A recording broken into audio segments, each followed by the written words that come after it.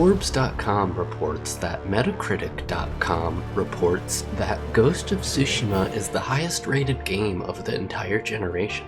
So yes, the 2001 A Space Odyssey of video games is finally here, and it's a 9.3 user score based on 15,000 ratings, and an 83 Metascore based on 114 critic reviews. But anyways, Ghost of Tsushima, cool samurai game. You ever want to stab a person in real life? No, it's not about that. Although, I mean, it's about that. No, it's cool. It looks nice. Gosh, does it look nice? Look at how daylight is realistically breaking on the trees before it hits the ground. And look how your horse scrabbles when turning in the rain. Did my guy just lean down to touch the grass? Is he a real person? Is that attention to detail not just chef's kiss delicious? So why don't I want to play it more? Well, here's a list. You screwed up. You're watching a list video now. Congratulations. This bow was a gift to me from Lord Nagao many years ago. It's a beautiful weapon. Of course it is. And there's nothing more painful to me than a perfect bow ineptly used. Then it's a good thing you're giving it to me. Who said anything about giving? Prove you can shoot straight. Number 5. Tutorial tedium. There's an action game rhythm we're all familiar with. A quest promises a new ability, you travel to the quest marker, a character debriefs you on a local situation currently unfolding, and they suggest you use some special weapon or ability that they, or the circumstances otherwise, make available. Never you worry why you were unable to access bows and arrows until this character offered you one. Don't worry about that. Anyways, fade to black as the game prepares a training sequence against dummies or holograms while a local crisis unfolds in the background. I've activated the AR training program. Yeah, let's do some training programs while this hostage gets perforated with 7,000 bullets. Let's do some fun out here. I want to play some video games while this guy gets shot. Aim for that lamp closest to us. Now the one further down the road.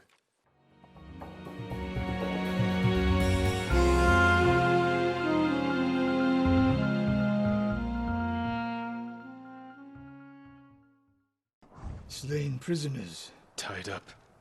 Killed with arrows. Search the fort!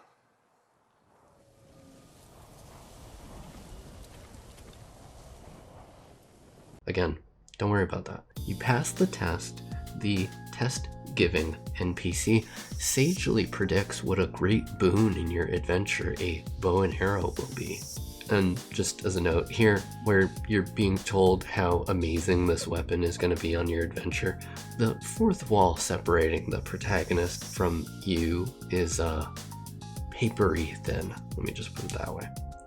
Anyways, we fade to black again and begin the quest proper, which is conspicuously designed to emphasize, in this case, let's say, bows and arrows. Hornet nests. One shot could stir them up. The Mongols will face the sting of insects and arrows. Now, look, I get it. The people that make these big, blockbuster, AAA, multi-million-dollar budget video games are freaks.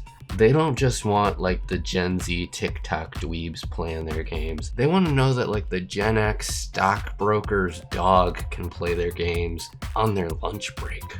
And I get that. This is America.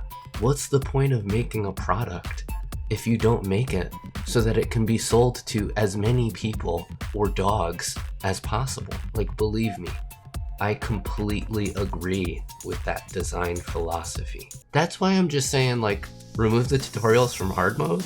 I mean, hell, going forward, we could call hard mode the "Don't teach me how to use a bow and arrow in an action game released in 2020 mode." How about that? Because, here's the thing. It's a little bit like if anytime you bought an appliance, you had to read the instruction booklet and then, pass a test before you could, use a vacuum or your microwave. I think you understand that would be annoying, right? If you had been using microwaves for 18 years, 20 years, 5 years even, They're not that complicated. A lot of them have similar controls. A lot of them have the same UI even. So like, even if you've never played Ghost of Tsushima before, you've probably fired a bow and arrow in a bunch of other games in the past 10 years, especially. But I don't know. Maybe I'm just gatekeeping microwaves. Let's move on. This has gotten weird. Number 4. The faces. Yeah, I don't know. I hate to be that guy, but these faces look kind of last gen. I swear, I'm really not that guy. But there have been a good handful of cutscenes, even just in this first couple hours of play, where I was totally at a loss as to what emotion the character was meant to be conveying. Like, I'm sorry, what is this? What emotion is this supposed to be? Now, part of the problem here is that I'm playing with the Japanese voices on, and I don't know Japanese, so I don't know all the subtleties of how it conveys emotion. You might say that that's my fault because I chose to play with the Japanese voices on, but I'm glad that you might hypothetically say that because it leads me to number 3, subtitle subterfuge. I don't know about you, but when I watch a movie or TV show that's set in like ancient Rome, it's weird to me when they have British accents. Why would they have British accents? Likewise, if I'm gonna play a video game set in samurai era Japan, I'm sorry, I don't know what era that is. I'm not a historian. However, I do get the feeling they probably spoke Japanese. So I want them to speak Japanese in the game. It feels more authentic, doesn't it? Now, I tried playing this game in Japanese for the first, 2 or 3 hours. There are a lot of points where you have another character tagging along with you. And when you're on your way to a quest marker, a lot of games use this downtime, this travel time, to offload some lore, world building, maybe some character study in there. Have a little banter between your character and your buddy character. But like, you know how you're not supposed to text and drive? Yeah, it's pretty hard to not steer a horse off of a cliff while also reading subtitles at the bottom of the screen. The real trouble area was in NPC chatter, especially if it came up in action sequences. You know, those things where your whole goal is trying not to die. Where somebody shouting at you in your native tongue would just be somebody shouting at you and you're absorbing it in the back of your mind. Somebody shouting at you in subtitles is you being like, yeah, hold on, can you whatever it is you're saying, can you just wait for me to either eviscerate or be eviscerated and then I can get to you? But like, I mean, I don't know about you, but like, I actually like games. I like the characters in them. I want to know what they have to say, you know? So I feel bad, like, feeling like a subtitle is demanding my attention when it's really not supposed to be demanding my attention. It's just another part of the game. It's just, you know, extra detail that adds to that moment, right? But now I feel my attention split between focusing on like my hand-eye reactions I have to be doing in the game and turning my attention to whatever this person's saying to me. I don't know, is this what it feels like to be like a bad dad? Like a dad who doesn't care enough? Like a dad who thinks he cares enough, but he's only ever reached like maybe 80% at best. And when you talk to him, like you just kind of, like he asks you how you are, and like as soon as you're halfway through that first sentence, you can see he's not listening anymore. Is this what that's like? Anyways, what was I saying? Number 2, sound and fury. When I was in college, I made a once-in-a-lifetime get-it-out-of-your-system mistake and took a creative writing class.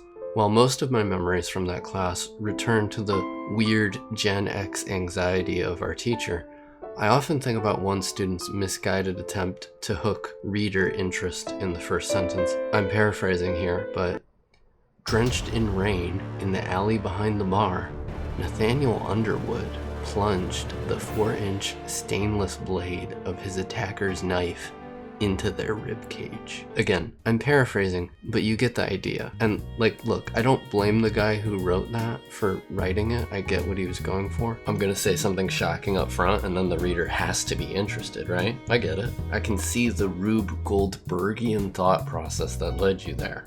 But as someone who plays video games, I'm reminded of this particular storytelling failure often. It is like clockwork that AAA action games with big cinematic story mode campaigns open with some crazy fight, disaster, or escape sequence. From Ghost of Tsushima's opening, you would not guess that it's going to later become a game where you can collect crickets and learn flute songs and dye clothes and compose poetry? Yeah, I'm gonna need you guys to hold for a second. I gotta work on my symbolism. What do you guys know about pathetic fallacy? You know, it's possible that an assembled phalanx of soldiers shouting about glory isn't the best way to communicate who your main character is. To be totally blunt, I have almost no idea who this guy is. And that could be fine. I mean, did I not, after all, myself come up on the NES when it was more common for a game to have a premise instead of a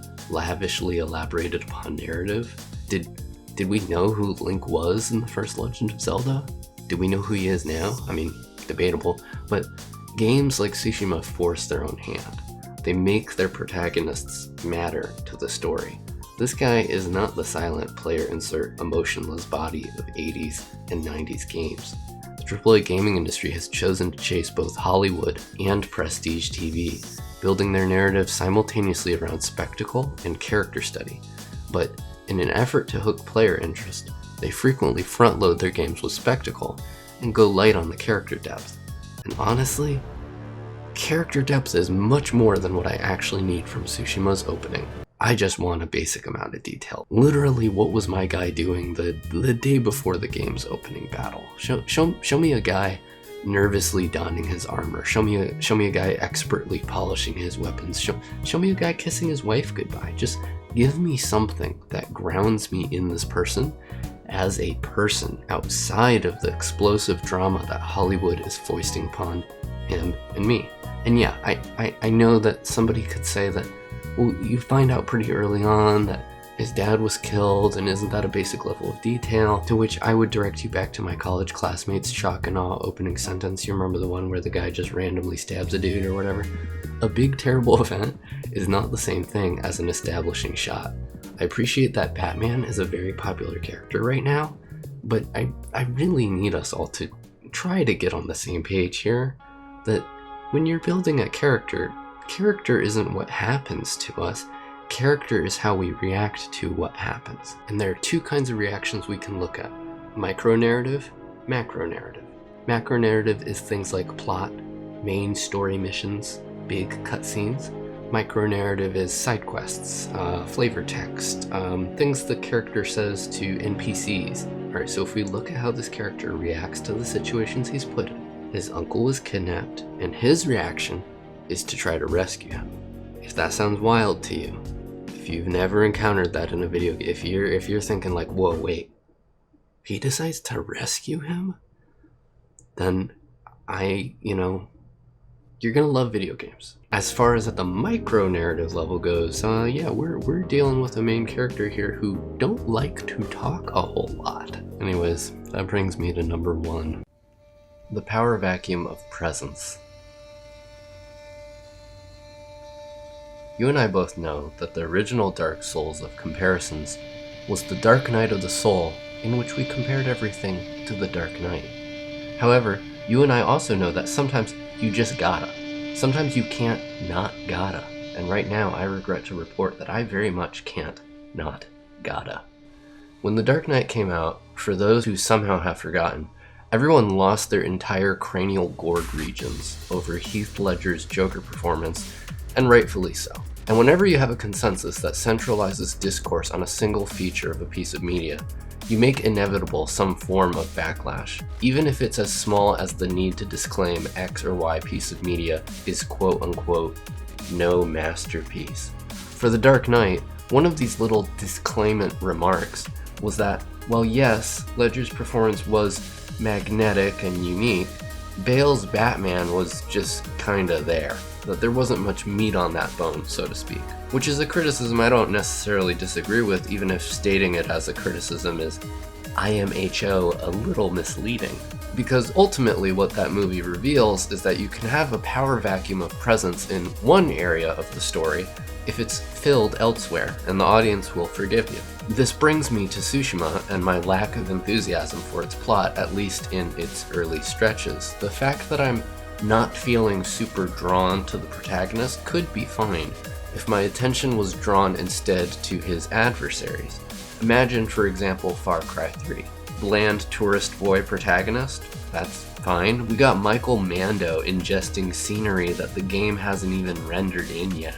In Tsushima, we've got side shave Genghis grandson who, like, yeah, he's evil or whatever. I'm hopeful that at some point they'll make this character interesting, but I'm a good several hours in, and at the moment I can only do so much with this Genghis gristle. Like, I'm sorry guys, but I really need more meat on this bone. Now, I hear you saying, it's a game. Don't worry about the story. And actually, I agree with you.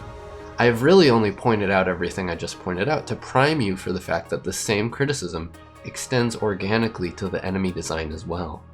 If you've played any number of these hero-based, skill tree-having action games, has it not become just a touch conspicuous and maybe a little boring how often you end up fighting generic military goons no matter who or where you are? It doesn't matter if you're in ancient Greece, Gotham City, or 13th century Japan. There's never a shortage of idiotic guards marching lamely over to your hiding spot in the tall grass.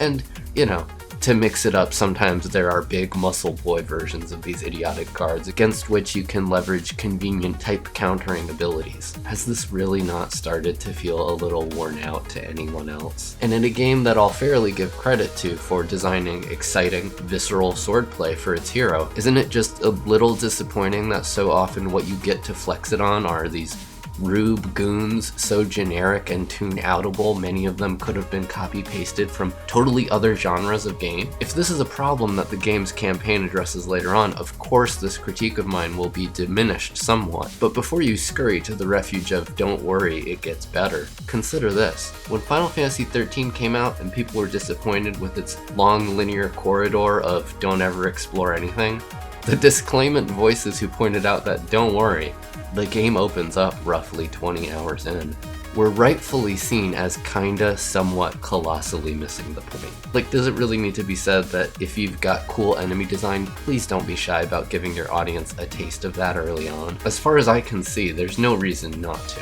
This isn't Phil Collins's In the Air Tonight. If I have to fight through entire football teams of must-have-been-the-wind meatheads to arrive at a change of pace, it's not going to feel climactic. It's going to feel like you didn't realize what you had, you didn't have enough of it, or you didn't understand how to ration it out. It's going to feel mismanaged.